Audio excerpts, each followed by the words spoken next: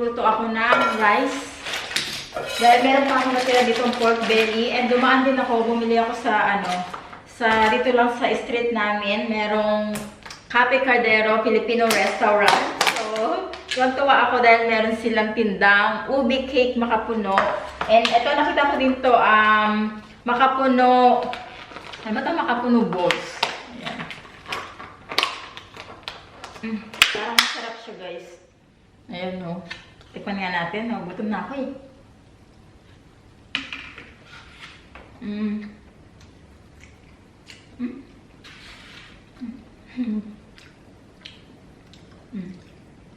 Ako naman, masarap naman siya.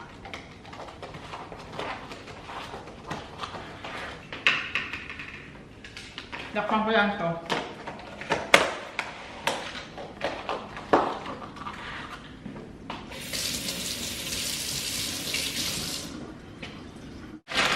Gamit kong rice yung jasmine rice.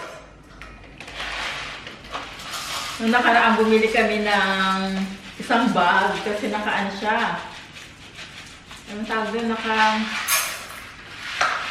Half price yung sineperate video ko na lang to, guys, para mas hindi masyadong mahaba yung vlog natin. So separate.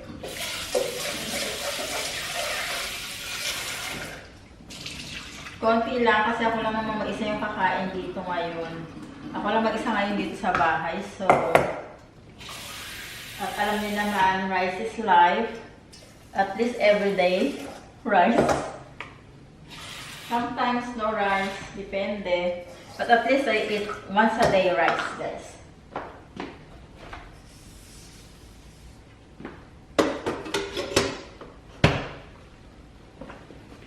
Habang niluluto ko yung ating rice, habang inaantay natin maluto. So, ito na po, sasagutin ko na po, guys, ha. Hindi ko na iaano pa kung pandahilan, yung mga ganyan-ganyan, guys. Kasi for me, is my privacy naman, ganyan. So, sabi nila, marami kasi yung sabi, karapatan nila. Okay. Opo, nag-uulay na po kami ng asawa ko. Obvious naman po, kahit hindi ko sabihin, maano nyo naman na hiwalay na kami. So, yung paghiwalay namin ng asawa ko is, maayos. So, pareho po namin na pagdesisyonan nyo. Ang importante is, you need to choose yourself and your peace. Ayun.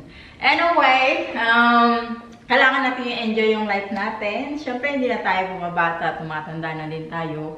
And kung hindi na tayo masaya sa isang relationship, kung wala na yung peace. So, ayun guys, hiwalay na po kami ng asawa ko. So, iluto ko lang tong pork belly natin. Pork belly, ano ba to? Spare ribs kasi nakalagay doon. So, ilalagay ko lang siya sa air fryer for 10 minutes.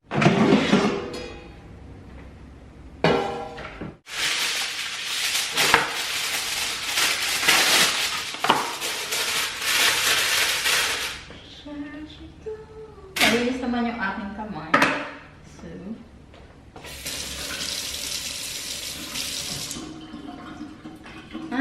at maraming salamat po sa mga sumusuporta sa akin, sa mga nagtatanggol. Again, maraming salamat po. Kilala nyo talaga kung sino ako. At marami akong nababasang talagang hindi magagandang comment, maraming judgmental. But hinahayaan ko lang sila kasi free naman sila magbigay ng opinion. Pinili ko to, nag-vlog ako. So, at alam ko kung sino ko. Basta wala akong naapakang tao, wala akong naagabyado. Masaya ako sa life ko. Ayan, ayun yung pinaka-importante. 5 minutes to 10 minutes, okay na to guys. Kasi luto na naman siya, kumbaga iaano ko lang. Ito yung ating nabiling ubi cake for dessert. And ito, napabili lang ako, wala sa oras. Ito talaga yung gusto ko. Mamaya ko na to i-ready ko lang yan. Pero hindi ko man siya lulutuin. There she goes again. La la la la.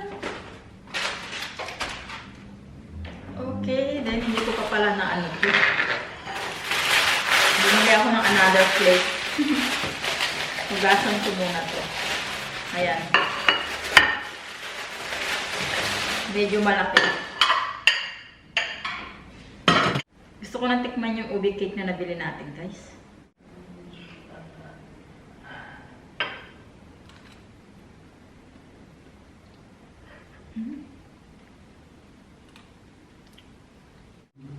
Masarap. Mauna na yung dessert ko.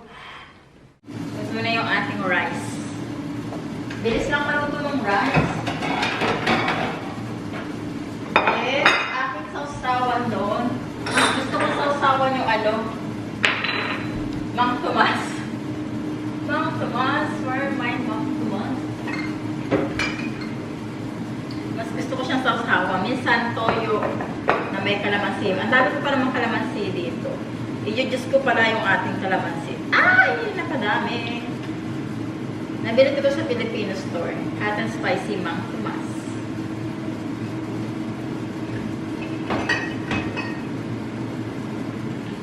Sa life, ang natutunan ko sa life, guys, yung mga material na bagay, wala yan eh.